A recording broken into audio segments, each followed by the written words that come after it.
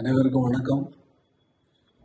நேற்றைய தினம் தமிழக அரசு நடத்திய பாராட்டு விழாவில் எனக்கு ஓவர்வெல்மிங்னால பேச்சு வரல.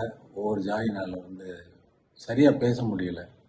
உள்ளத்தில் நினைப்பதெல்லாம் வெளியிலே வார்த்தையாக வருவது என்பது அந்தந்த நேரத்தை பொறுத்தும் சூழ்நிலையை பொறுத்தும் அமைகின்றதான் ஒவ்வொரு நேரத்திலும். ஆனால் நேற்று என்னவோ எனக்கு என்ன சொல்வது என்று தெரியவில்லை. அவ்வளவு ஆனந்தம்.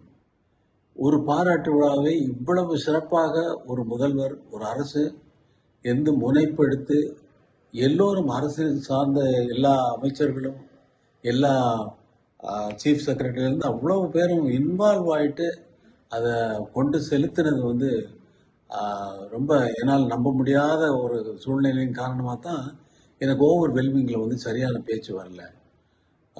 நான் கூட முதல்வரை கேட்டேன், எதுக்காக மேலே இதை பண்ணுறீங்க அப்படின்னு சொல்லி. அதே பல பேர் பல விதமாக நினைக்கலாம். அதுக்கு என்ன காரணம்? இவ்வளவு அன்பு செலுத்துவதற்கு நான் என்ன செய்தேன் என்பது. நான் போட்ட இசையாக இருக்கலாம், அது வேறு சமாச்சாரம். அது அவர் தான் சொல்ல முடியும். அதனால் எனக்கு நான் இதையெல்லாம் எதிர்பார்க்கிறவன் அல்ல.